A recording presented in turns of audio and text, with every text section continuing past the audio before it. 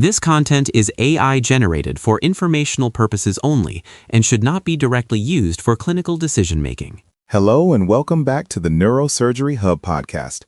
I'm Dr. Aris, a senior attending in neurosurgery. And I'm Dr. Elara, a research fellow. Today, we're looking at a fascinating new study from the journal JMIR Research Protocols, published in 2026. The title is Noninvasive Measurement of Cerebrospinal Fluid Flow in Shunted Hydrocephalus, Protocol for Scanner Calibration and Multisite Data Collection. This is a topic near and dear to any neurosurgeon who has ever covered a call shift. We're talking about the black box of the ventricular shunt.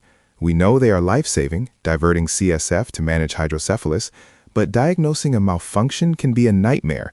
You've got clinical symptoms that are often nonspecific, imaging that might not show change in ventricle size, and the invasive nature of a shunt tap. Exactly, Dr. Aris. The paper points out that historically, we haven't had a simple, non-invasive, and quantitative way to measure the actual CSF flow through these shunts. We've had qualitative measures, but nothing standardized that tells us, yes, there is exactly X milliliters per hour moving through this catheter. This is where phase contrast magnetic resonance imaging, or PCMRI, comes in. Now, PCMRI isn't new in the absolute sense. We use it for flow in the aqueduct of Sylvius, for example, but its application to quantify shunt flow clinically is relatively new. The real hurdle, which this paper addresses, is standardization. Right. If I'm a resident at one hospital using a 3 Tesla Siemens scanner, and you're at another using a 1.5 Tesla GE scanner, can we trust that the PCMRI flow measurement is identical? This protocol focuses on how to calibrate those different types of MR hardware, varying field strengths, radio frequency coils, slew rates, and gradient strengths to make the measurements reliable across multiple sites. That's a massive point. As a senior attending, I want to know that if I'm looking at a PCMRI result, it's not an artifact of the machine's manufacturer. So, Elara, walk us through the methodology. How are they proposing we standardize this? The researchers developed a phantom model. To keep it as close to the patient care setting as possible, they incorporated an actual human shunt catheter into the phantom. They then push fluid through it at a typical physiological range of CSF flow rates. Using a real human catheter in the phantom is key. The geometry of the catheter and the material properties matter when you're dealing with the physics of MR flow encoding. What happens once they have the phantom on the table? They use the data to create calibration curves. They compare the known flow rates, what they are physically pumping through the phantom, against the flow measured via PCMRI. They use linear regression to assess the accuracy of each specific MR scanner. And they aren't just doing this once. The protocol states this will be repeated on 8 different MR scanners before they even begin the multi-site data collection from real patients. It's a rigorous approach. They specifically mention comparing across different models and manufacturers. The goal is to optimize the PCMRI shunt flow measurements so they can be used on any MR scanner. According to the paper, the Phantom was constructed in November 2024, and they've already completed single-site calibration. Let's dive deeper into the clinical implications for the residents and students listening. Why do we need this quantitative measurement so badly? Well, think about the marginal patient. They have a headache, maybe some lethargy, but their CT scan shows the ventricles look stable compared to 3 months ago. Is the shunt working slowly? Is it partially occluded?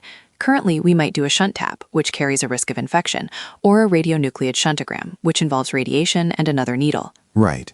If this PCMRI protocol becomes standard, we could put that patient in the scanner and in a few minutes have a non-invasive measurement. If the flow is 0, we know we're going to the OR.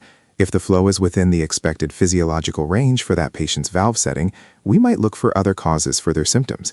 It takes the guesswork out of, is it the shunt? And because this is a protocol for scanner calibration, it paves the way for large-scale clinical trials. We can't have a multi-center trial on shunt flow if every center is getting different numbers because of their hardware.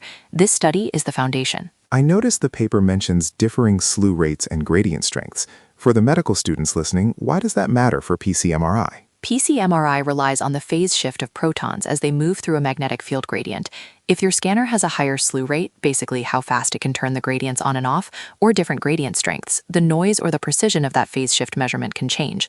By calibrating against a known flow in a phantom, you create a correction factor that ensures the measured flow matches the actual flow, regardless of the machine's muscle. It's basically like calibrating a scale. You wouldn't weigh a patient on a scale that hasn't been zeroed or checked against a known weight. This is zeroing our MR scanners for CSF flow. Exactly. And the study emphasizes that this is non-invasive. For the pediatric population, which makes up a huge portion of our shunted patients, avoiding invasive taps and reducing radiation exposure from repeated CTs is a major goal in modern neurosurgery. Let's talk about the multi-site aspect. The authors are aiming for a widespread implementation. If this protocol is successful, it could facilitate a national database of shunt flow. We could finally establish what normal flow looks like across different valve types and settings. That would be a game changer. The paper mentions that untreated shunt failure leads to increased intracranial pressure and neurological injury. But on the flip side, overtreating or unnecessary revisions because we suspect a failure also has its own set of complications. The precision here is what's exciting. Using the same wording as the paper, the objective is to standardize and optimize these measurements. It's not just about seeing if it's on or off, but about quantifying the flow. And the results from the single-site calibration mentioned in the protocol show that this is feasible. They are moving into the multi-site phase as we speak. So for the residents listening, keep an eye on PCMRI. When you're looking at a patient with a possible shunt malfunction in the future, you might be ordering a shunt flow MRI rather than reaching for the 25-gauge needle and the manometer. It definitely feels like we're moving toward a more objective, data-driven approach to hydrocephalus management.